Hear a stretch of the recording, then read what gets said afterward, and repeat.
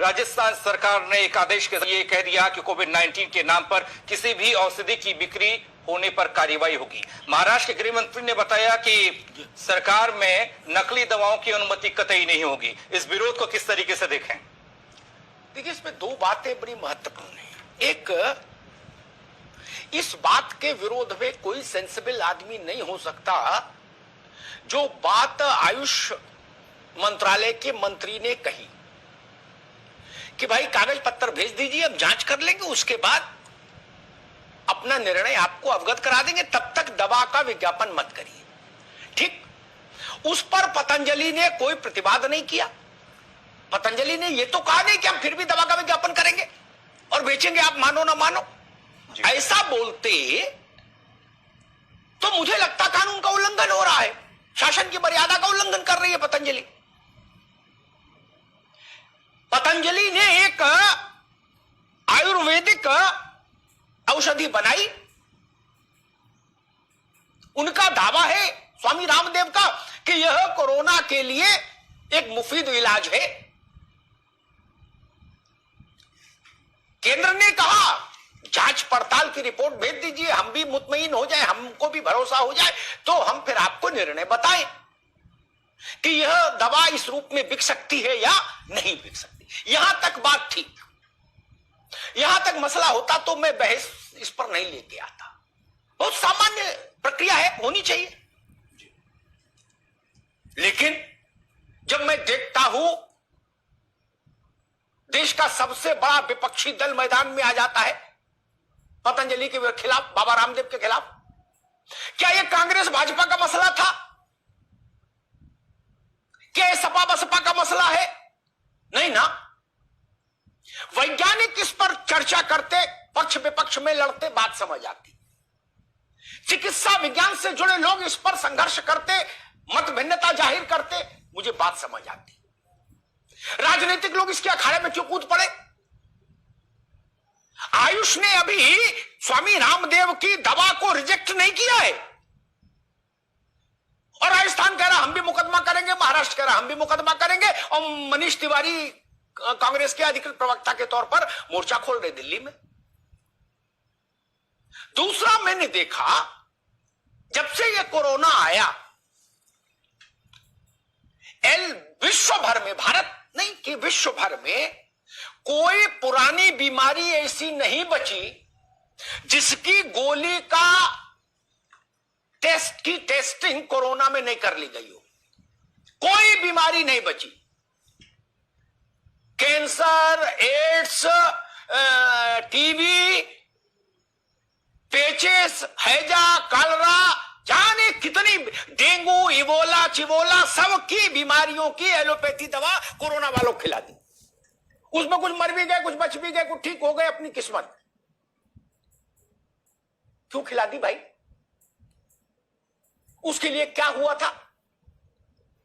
उसके लिए कोई वैज्ञानिक प्रक्रिया का पालन हुआ क्या? क्या विश्व के सामने कोई ऐसा प्रमाण आया कि भाई ये दवा खिला रहे हैं? जिसकी जो समझ में आया, जिस देश के, जिस अस्पताल के, उसने वही दवा खिला दी पानी में देके, बोले वो पियो भाई। और सबके पास एक ही तर्क था, बीमारी नहीं है तो दवा कहां से आ जाएगी? पुरानी ट्राई करो। ट्रायल किया ना आपने, लोगों पर ही किया ना। चूहे को खिलाई नहीं टीबी की दवा। जो जहाज जहाज भर के हिंदुस्तान से सप्लाई हुई दुनिया भर के मुल्कों को, वो टीबी की दवा है। क्यों भाई? वो आदमी का जीवन नहीं था। किया ना आप लोगों ने।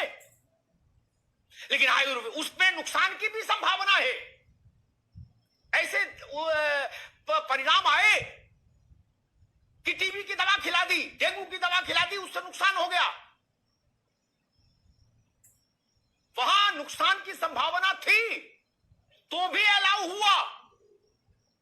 गिलोय, तुलसी, अश्वगंधा, इससे नुकसान की संभावना तो नहीं ना किसी को।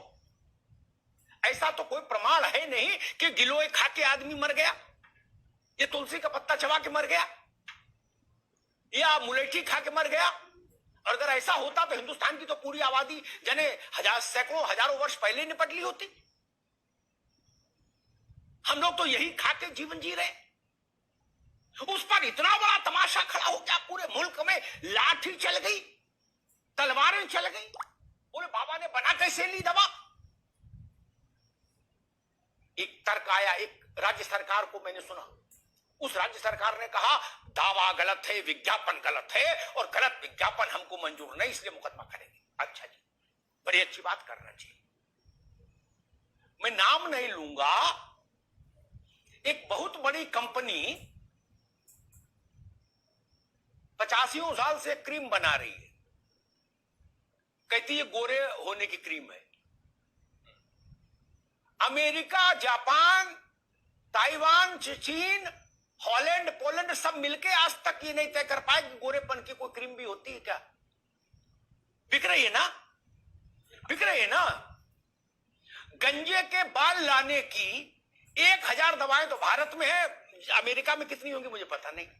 साइंस कहती है कि बाल चले गए तो आएंगे नहीं, चाहे उल्टे लटक जाओ। बिक रही है ना। भारत के हर मेडिकल स्टोर पर लंबाई बढ़ाने की गोली, सिरप मिल रहा है कि नहीं? मिल रहा है कि नहीं? साइंस कहती है लंबाई गोली खाने से नहीं बढ़ सकती। खंबे पे लटकोगे तो बढ़ भी सकती है थोड़ी बहुत, गोली खाने से तो नहीं बढ़ती। पेड़ पे उल्टे लटको आम के पेड़ पे तो बढ़ जाएगी, लेकिन बिक रही है ना। लोगों ने कहा यह दवा खा लो तो दिमाग तेज हो जाएगा। साइंस कहती है दिमाग दवा खाने से तेज नहीं होता। 5 साल में आपका जितना आईक्यू डेवलप हो जाता है जीवन भर उतना ही रहता है। विज्ञान ये कहता है, अंतिम आज तक की अंतिम फाइंडिंग ये है। फिर दवा कैसे बिक रही है दिमाग तेज करने की? बिक रही है ना, बिक रही है ना। मैं 1000 उदाहरण दे दूंगा, 1000। ये तरीका ठीक नहीं। विज्ञान की बात विज्ञान वैज्ञानिकों को करने दीजिए, सियासतदानों को क्या समझ। ये स्थिति ठीक नहीं।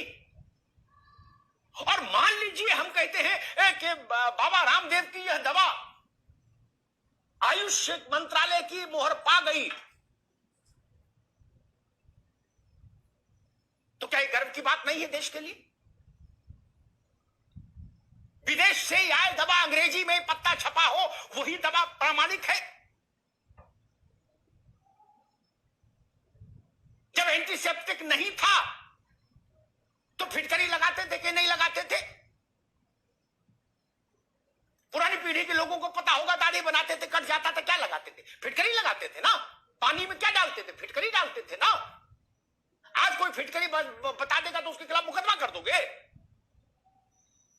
आपकी मर्जी, आप मत खाइए फिटकरी, लेकिन आप गोरेपन की क्रीम पर के खिलाफ नहीं होते। दोहरा चित्र वहां है। आप लंबाई बढ़ाने वाली दवा के खिलाफ नहीं खड़े मोर्चा खोलते। और जितनी दवाएं रात में 12 बजे के बाद टीवी पर जिनका प्रचार आता है, वो दवाएं हैं, साइंस तो उनमें से किसी को इंडोर्स नहीं करती। सच्ची बात तो ये है। बिक रही है ना, और सबसे ज्यादा बिक रही है। फिर इसलिए विवेक से बात होनी चाहिए। आयुर्वेद का विरोध ठीक नहीं। एलोपैथी की उम्र कितनी और मानव की उम्र कितनी? क्या एलोपैथी मानव के साथ जन्मी है? नहीं। एलोपैथी का कितना इतिहास है। उससे पहले आदमी कैसे जिंदा रहता था? प्रकृति के साथ ही जिंदा रहता था, आयुर्वेद के साथ। आज मैं एक देख रहा था, एडिनबर्ग यूनिवर्सिटी या किसी यूनिवर्सिटी पे शोध चल रहा है कि गुनगुना पानी नमक डाल के गरारे करने से लाभ हो रहा है इस लड़ाई में कोरोना की। उसके खिलाफ भी मोर्चा खोलोगे? और ये बात बाबा रामदेव बोल दे तो मोर्चा खोल देंगे।